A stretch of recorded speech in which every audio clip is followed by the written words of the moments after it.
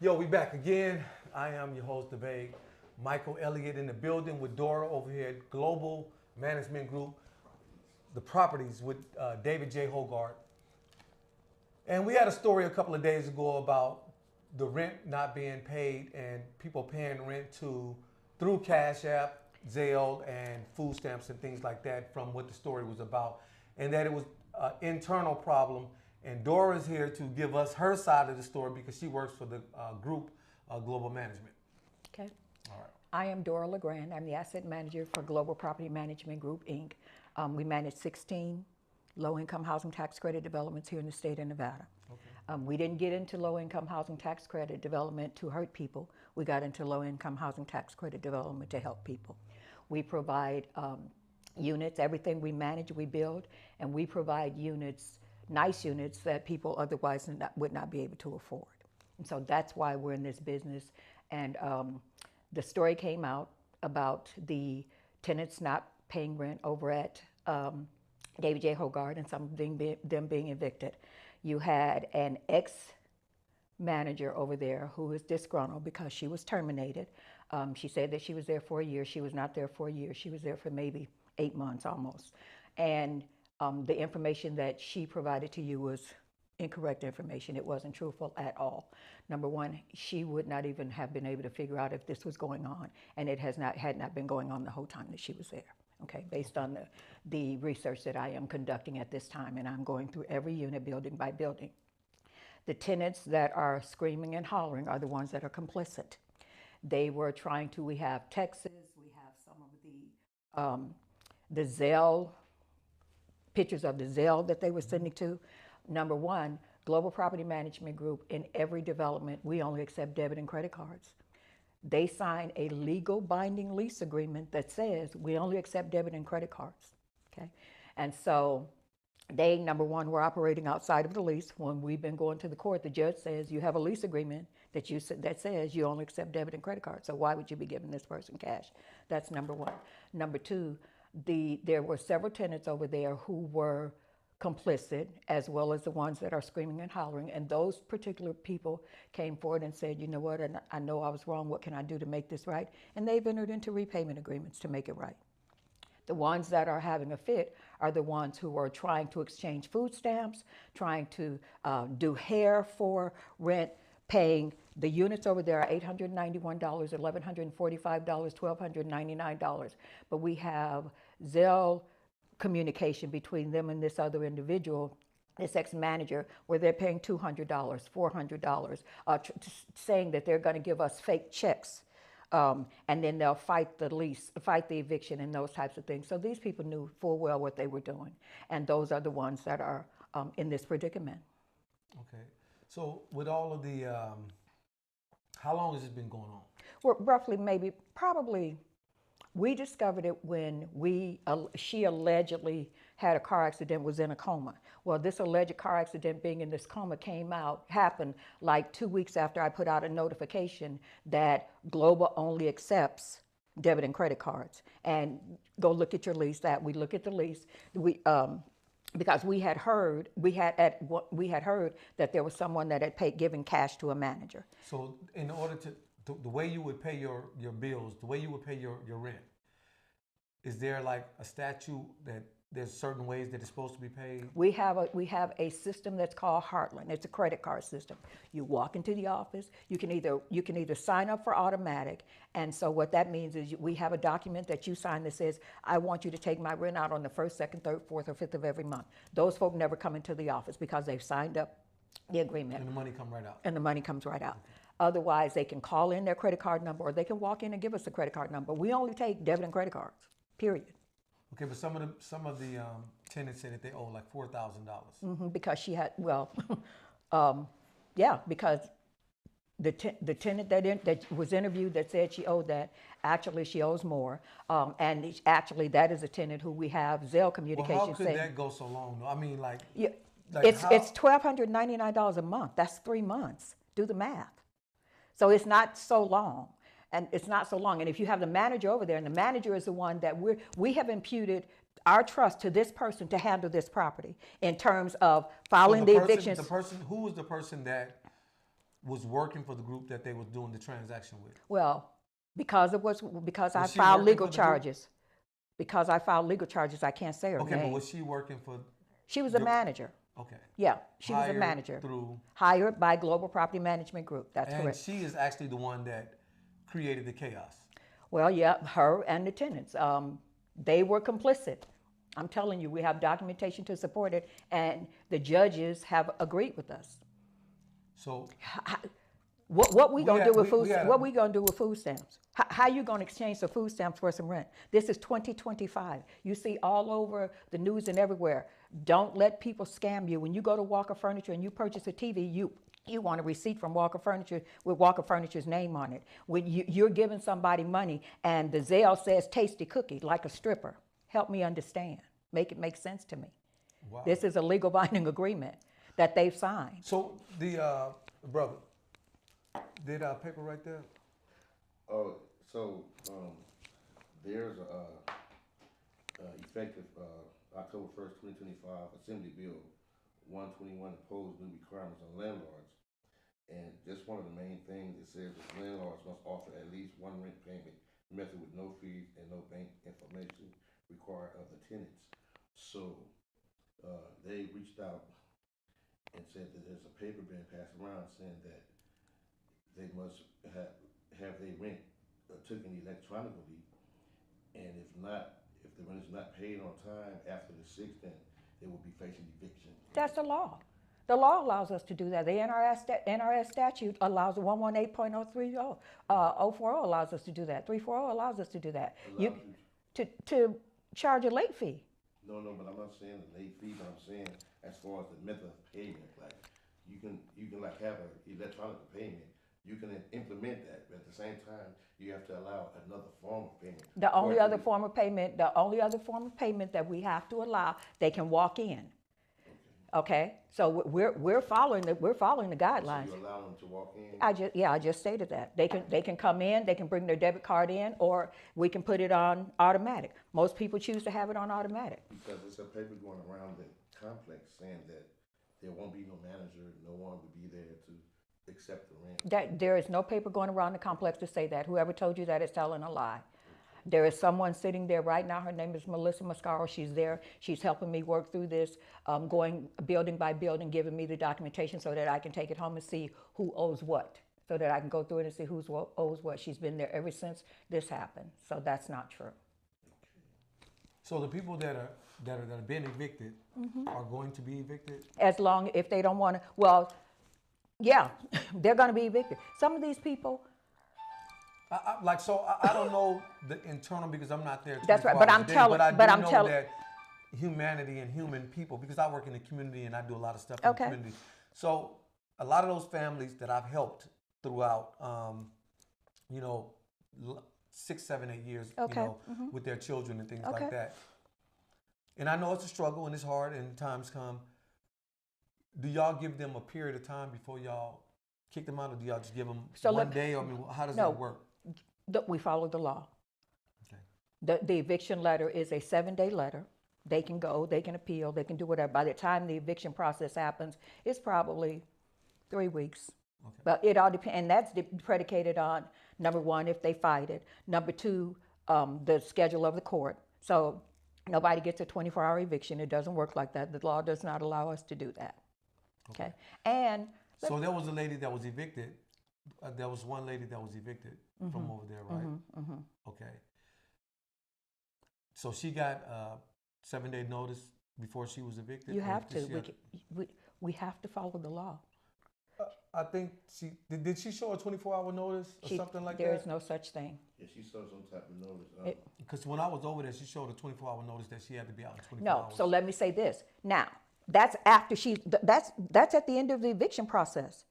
After you file the eviction, you've gone to court, the judge has okayed the eviction, then the constable comes in and gives a 24-hour notice to lock them out. But that's like 3 or 4 weeks afterwards.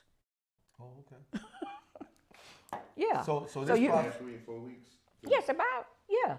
We have to file so let's look at this. You file a 7-day notification. We can't count Fridays because the court's not open on Friday. Okay. So if we say we filed it on Monday, so Tuesday, Wednesday, Thursday, that's 3 days. You can't count Friday, right? Monday, Tuesday, Wednesday, Thursday. The second week, Thursday, is the 7th day. We can't file the summary eviction until the 7th day, until that next Thursday. And then once we file the summary eviction, it goes to the court. Then the court gives us a date. It's almost about 3 weeks. Well, we just reporting here out of Las Vegas, Nevada, giving it to you from Dora's side. You had the side from the tenants a couple of days ago, and today you're hearing it from Dora of what the process is and how the global management team work. Yeah, and we follow the law. The And law they does follow not, the law. absolutely, we have to. And Dora made mention, chat, that this is a section 42, low income, tax credit property. And under that, they have what you call a LURA, which is a land use restrictive agreement, Restricted agreement. which spells out what tiers are the units as far as the area median income. And could you elaborate on, like, what is the percentage that the tenants are being charged? 55%. That's a 55% property. When we do our tax credit application, we have to designate a percentage at that time in order for the tax credit application to be approved. That particular property was approved back in, let's see, well, in 2011, approved in 2009 as a 55% property. So their income is at 55%. So, the United States Housing Authority, they set what you call is a area median income. It's the same thing. You Right, can, right, exactly. And so, in 2025, the area median income 100% was 71,000, and so half of that is, I believe, $37,400, and so. it's 37.5 for a 50% property. That's a 55% property, so it's a little bit more. And that's for one person. Those that you're talking about based on the number of people that are in the household. It's 37.5 for one individual. But it's not based on, according to HUD, it's not based on the individuals in the household. It's based on the apartment unit size. It is. Because each unit you have, HUD has what you call a restrictive, you can't go above that rent that they, it's like, HUD, each apartment has a certain amount that it can't go over what HUD sets. And so, like, for a 3-bedroom unit, I believe right now it's $1,326 or something like that, which the tenants can't be charged over that. And then you have what you call a utility allowance that has to be subtracted or be charged if the tenant is paying the full rent and it's include utilities, then they have to pay the full amount. But if they're not, if they're paying utilities separate, then you deduct the utility allowance from the set rent that HUD implemented. Is that what you guys are following? We have to. Okay. And we're while we're not governed by HUD, we're governed No, by you're the not IR, governed by HUD. we're governed No, by no. the IRS. We do follow those HUD guidelines. Right. Everything that you said, first of all, the 3 bedrooms over there are $1,299. Okay. And that's with the utility allowance subtracted. It was $1,400 and some dollars, the utility allowance. I can go and get it for you right quick, but I can't remember. I know for a 2-bedroom it's $113, but I think it's $140 something for a 3-bedroom. But yeah, so we have to follow those guidelines. We don't have a choice. So this might be going backwards, but I talked to a tenant that was inside of a store after I did the interview with the tenants over there. It was a tenant that had nothing to do with what was going on, but he seen it. And he says, you know, I live over there. And he was like, he paid his rent and they was paying his rent towards another apartment. So I don't know who that is, and this is the first that I've heard of that. Now, if he I guess he got it situated. Okay. But I'm saying, I guess that happened when the lady who was in the office. So she was there since I assumed control of this development in 24. She was there prior to that. There were some issues, so Frank just put everything back under me. And so she was there prior to that. I am working through each ledger, just as I told you.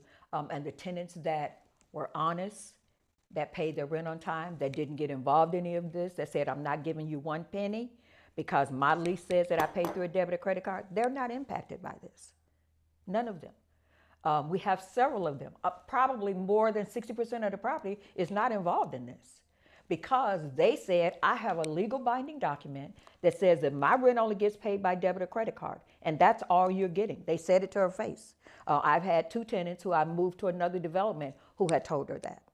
So the ones that are screaming and hollering and doing all of this are the ones who have been complicit, period.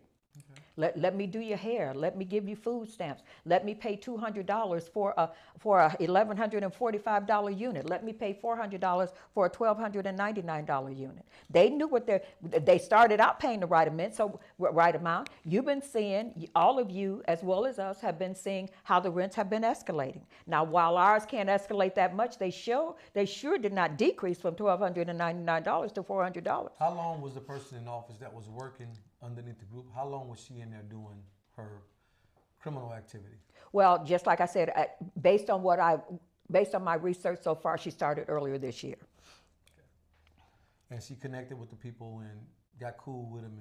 Yeah, because they're based on the texts, they were way cooler than they should be, manager and tenant. Okay. Yeah, so briefly, what I did find, and I appreciate you. First and foremost, let us say we appreciate Dora, we appreciate Frank. They didn't have to allow us this time and this opportunity to hear their side of the story because, you know, we always want the truth of everything, the best of our ability. Well, I appreciate that. And Dora, you ain't got to hit me in the eye. I'm just a messenger. That's all right. I wouldn't hit you in the eye, but journalism is about the truth, and you can't have the truth if you don't have both sides of the story. Well, there's always 3 sides to the story. Well, but we don't have to lie. It did say, the HUD says that area median income for Clark County by household size. For example, a one-person household in 2025, 100% AMI, $71,400. 50% AMI, 50% of that is $35,700. From that $35,700, you divide that by 12. And when you divide that by 12, It don't work that way. okay, from what I've learned, and you're a professional, you've been doing Right. this For 30 years, yeah. So, but from what I'm understanding, to come up with the rent that you're supposed to pay, you divide that half of the area median income. This is how HUD calculates. I'm seeing the calculations, and you do that by 12, and you come up with the money income. And of that money income is the percentage which is the rent cap. It doesn't work that way, baby, okay. at all. I can go show you the Fine, that's spreadsheet and fine. everything. Yeah, That's fine. yeah, that's not how it's calculated. Okay, that's fine. Thank you so much. Just want to clarify that. So anything else you want to let the people know? Yeah, one thing. Let me say this. First of all, I hope this would be used as a teaching moment for a lot of other tenants across this valley. You got, all along, everybody is telling people in every area of business, people are scamming people. You hear it every single day. Your phone ring all day. Your phone all day long. They're scamming you. Don't let people scam you. And if you're walking in the office and somebody telling you the system ain't working, my phone number is in everybody's lease. All anyone had to do was pick up the phone and call if they were truly serious about what was going on. But you can't tell me you're serious when you're trying to barter for your rent. You can't tell me that you're serious when you're doing that. And we have the documentation to support it. Well, and on the behalf of people, period. Yes. Just to say, I'm not on either side. Right. But I'm just giving you. People think different, and when you're in a low-income area versus somebody that is working over the low-income area, there's 2 different mindsets. And the way your mindset is going to be is to do everything straight and everything, and that's how it is. But that's not how every person in the world lives, and we know that. We do know that. And sometimes you got to take in consideration of what you bring into, the establishment. Well, let's talk about that. And taking accountable of some things that you could do to help some people. We have got to stop making excuses for people. It's not the point of no, making let me excuses. finish. If you're signing a legal binding document, you have to adhere to it. Because when we don't do what's in that document, you're coming to us. You want us to adhere to the things that we've committed to in it. Mm-hmm. You have to adhere to the things that you've committed to in it. That's why when the judges when we go to court, the judges look at the leases, because this is a legal binding agreement that you as the tenant and us as the property have entered into. We're required to adhere to it, and you're required to adhere to it. You That's know the what, bottom line. Mike, somebody watching live, they just sent you a text, and it says, she said, it says that, it says, speak on the NRS statute 118A240. She states that they were paying with food stamps. How was an agent of the company able to commit so much damage Absolutely. without them knowing? Ultimately, she used the company to defraud the community as their agent. When should the company be held accountable for their negligence? So let me go get you. I can't get it. No, you can go I ahead. just want to show you one thing. I'll be right We'll back. be right back. She gonna come right back to y'all while we doing this. Just letting y'all know we in And a shout out Las to Vegas, Frank Nevada. Hawkins for letting us come and do this. And a shout out to Dora. We appreciate you. Here in Las Vegas, Nevada. Again, I am the Vague, Michael Elliott on the show. If you'd like to be a part of this show, or you like to be on the show, you have a story to put to this show, you could always send it to me. You could always text me at 702-960-9690. That's 702-960-9690. We're gonna have Dora come back in the building with her paperwork. NRS With 41.745. Liability of of employer for intentional conduct. An employer is not liable for harm or injury caused by the intentional conduct of an employee if the conduct of the employee was truly an independent venture of the employee. We had no way of knowing that she was doing this. No tenant ever told us anything. This was intentionally on her own. They're stating that they have emails and records where they emailed Dora, letting you know all the shenanigans that was taking place, and no one never responded. Tell them to prove them. Tell them And to then send them to me. even in the when I did the live the other day, they were saying, because I actually didn't even know Frank owned those. Right. I knew he owned the ones in the front, but I didn't know he owned those. So it was like, all that whole area. you know, we've been trying to reach out to Frank, and I was like, Frank, who? So like, why don't y'all just give him a call? They said, well, we've been trying to call him, and he hasn't responded back. Because first of all, let me say this. If they tried to reach Frank, Frank would have sent it to me. I've been over So at the they property. said they But let me reached say, out. I've been over at the property. I was over at the property for almost a week. So how come they didn't come in and talk to me then? So you didn't get any emails, no text messages? They're lying. From none of that. A couple of them sent me the taste. They sent me. They've been giving stuff to the manager that's there now, and she's been sending it to me. And I am reviewing the one she's sending to me. I'm reviewing to see the accuracy of them. But those people, some of those people are lying. Okay. Yeah. Let me say this. I would never intentionally hurt anybody, but I'm not going to let them hurt our company either. We have a responsibility to our investors. We have a responsibility to the IRS. We have a responsibility to the state. And everybody, the state, the senator's office, just like I'm doing this with you guys, I've been doing this with everybody. I understand. Because number one, and the police said that some of the charges that we need to file need to be conspiracy against a business. I am going to file charges against her, period. No ifs, ands, and I'm asking the tenants that were impacted to do the same. The ones that were legal, they're doing it. The ones that told you, oh, we shouldn't have to do that, it's because they're complicit, and they know they're complicit. Okay? Why, if somebody took all your money, wouldn't you want to file charges against them? Absolutely. All right. I mean, you know, So- it's so different, think but of- I mean, so think filing about it. charges, you know, can you get your money back? Sometimes, Excuse me for interrupting, but the tenant's complaint is that, yeah, the money was being took, and I can agree with Dora. Some of them probably could have been complacent, but it happened through an agent of the company. So when you look at Nevada law, there's other laws that say when you pay your rent. Remember they sent it to us the other day. That law say when you pay your rent to a tenant, and the tenants, you pay your rent to the agent, and the agent accepts your rent and give you a receipt. That's considered paid.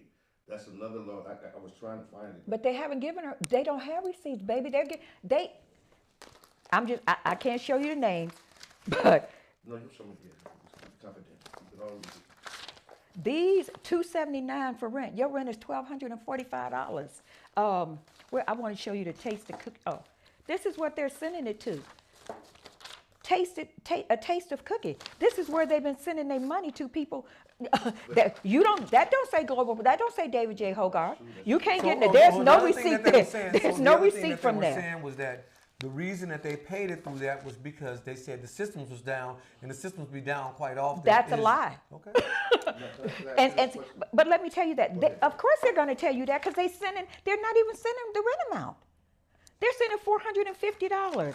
They're sending $75. This one she sent this girl $1,000 for her rent. This particular person has not paid rent for a whole year.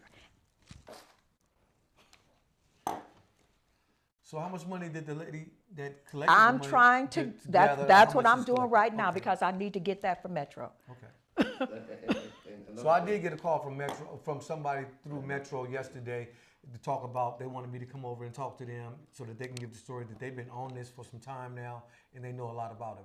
I don't know that because first of all, the detective that I'm dealing with is confidential until I can get everything done. Right. Yeah, so I don't know who that could be. Okay. Yeah. But listen to this, so in order for an individual manager to defraud the tenants and put people in apartments, which is considered ghost units, and collect rent from them, it has to be an oversight by Global Management Property, because what I'm not understanding, and I'm not against Frank whatsoever, I'm not against you or nobody, I'm mutual in all this. When you have an accounting person that's going over your books and every month rent is being paid, and then when you have to meet that IRS tax audit to get that tax credit for the years for being a low-income tax credit property, how can a person go, the minute that you're not paying your rent and that for that month, you get a 7-day notice, So let me tell you. How can that be over? Okay, well, first of all, I'm not the accounting department, so I can't speak to that. But let me I can tell you one thing. She had people, when I've had them going door to door, there are units that we're getting reported to that are vacant, that have people in them. And so those people are being evicted as squatters because clearly we don't have no lease. So that's what I was saying, that the guy was saying that his money was going towards one of those empty apartments that people was living in. Let me say this. So also, how can an individual be considered a squatter if a management company give you the key? You don't have a lease. That's how you can be considered a squatter. You do not have a lease. So you are not in the unit legally. You do not have a lease. What kind of person did y'all hire? I didn't hire. First of all, let me Good stop. Lord. That's the way I feel. First of all, who would do this? And that's why I'm so mad about it. Who would do this to people who already don't have a lot? And see, that's what I'm saying about that's why I say it's not about making excuses. Some people just go and take advantage of people that are gullible or people that maybe not. I don't want to say it like this, but someone that's not going to be thinking about them screwing them. Well, and some because people play on people's intelligence, and people play on people. But they knew what was going on. Some of them say, "Well, thank you so much for helping me out. I couldn't afford the rent for this month." They knew what was going on. Okay. That's the part that I'm trying to get everybody to understand. They were complicit in this. If you signed a lease for $1,145, we don't accept partial payments. So why are you giving somebody $200? And everybody's wanting to abdicate these tenants of any responsibility for adhering to their lease. You don't get abdicated from that. You signed a legal binding document. That's why you're here. Well, I understand that. If you saw, and one thing I do understand about us as people, we don't read the fine print. That ain't on me. No, it's not on you, but the fine print is always in there for that purpose. But it's not even fine print. The very first page, let me see if I have one here. If I don't, I can grab one off my desk. I was just trying to see if I had any of our leases. Take the time to grab it, because I want to grab Okay. something off my Yeah. phone. Okay. I'll be right back in a few seconds. Again, vague ringtone here at Global Management Properties Uh-oh. with Dora. Shout out to Frank. We appreciate them.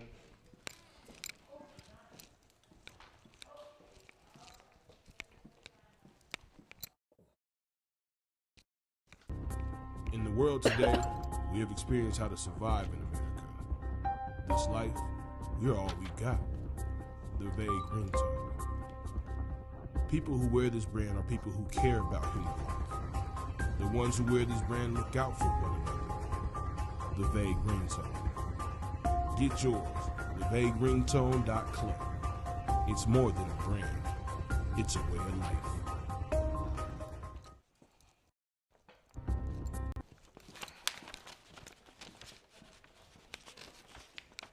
Happened to be a David Hoggart one.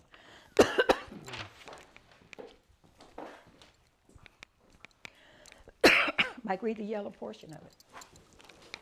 The highlighted. You go ahead and read it. Page 1. Wait a minute. Number 3. The initial rent for the premises is, I'll put this one down, $1,041 per month. Tenant portion is $1,041 if they were Section 8 payment, to be paid in the form of bank, credit, or debit card only. Visa, MasterCard, Direct Express. Personal checks and cash will not be accepted. The tenant initials that. And shall be paid in advance or on or before the first day of each month and is late on the 6th. Right.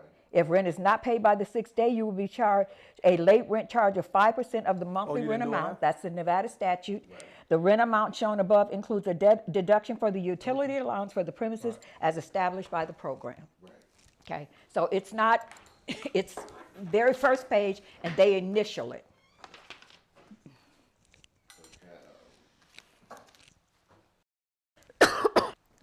This is what you give every tenant. Every tenant, first page of their lease, and they have to initial it.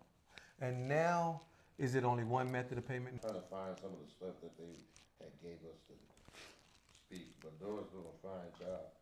And, Because we're not here to hurt people, but we can't just let. that I think is both sides are responsible. A notice to pay or quit, and you got 6 days and 7. yeah, And it's more than 7, it's about 3 weeks. I have a 7-day notice right here. 7 days is just a notification. Right. We can't even file the eviction until the 7 7 days. working days are up. You're exactly right. So that's why it comes out to be, Oh, and then, including that comes out to be like the 3 weeks with the. yeah, 7-day eviction notice for failure to pay or to quit. We can't even file the summary eviction, which is what goes to the court. Make some arrangements, let me do this or that or the other. Right. Okay, so it's not, and the 24-hour notification that you talked about is issued by the constable. It's not us, but it's after a 2 or 3 week process. Is there anything that I can do? Right. Okay, Okay. so It states, and again, we thank you, Dora, for your time. you're welcome, because y'all don't know.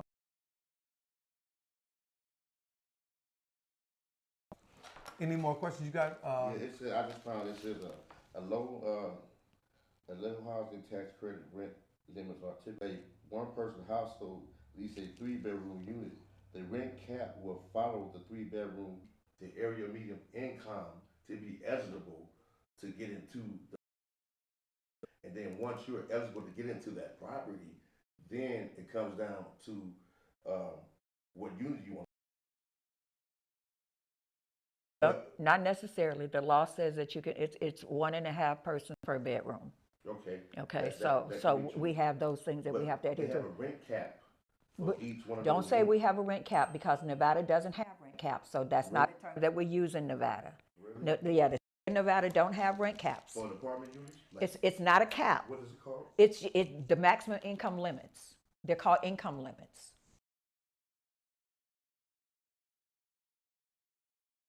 Okay, so it says okay, so we won't say the, but okay, I'll use your terminology. It says the rent, it says, But let me ask you a question. yes, ma'am. What does the rents have to do with this? The rents aren't the issue. The payment of them Yeah, paying the rent is the Yeah, issue. yeah, the rents and the payment, because it's like, a lot of things are coming out in questions that people are asking me, I'm asking. What are they asking? 16 developments. The manager, Mike walks into the office, he says, I want to live at David J. Hoggard. Her first Social Security letter, she sends a letter to your place of employment, she gets your does all of the paperwork. She submits the paperwork to me for approval. I'm double checking it to make sure that that person's earned 1.5 times the rent, because if they don't, they're not going to be able to pay it, right? Anybody that we move in have the capacity to pay. There you have it, from Dora at Global Management Group. So what we're gonna do is, we're gonna keep this going. It's gonna What probably is be Frank another saying? story. And we're gonna definitely get back to make sure that we get all of this stuff so we can give you an update on everything that's gonna take place.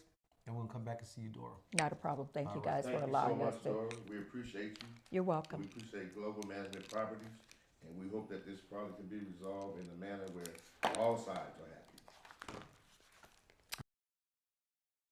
Make sure y'all hit subscribe, like, leave a comment. If y'all wanna know anything about this, if you got something to say, we'll respond. The rent. And pay your rent. And not to Tasty Cash cookie. App. Taste the cookie or cooking? Tasty cookie. Tasty cookie. Everybody's doing something. Right.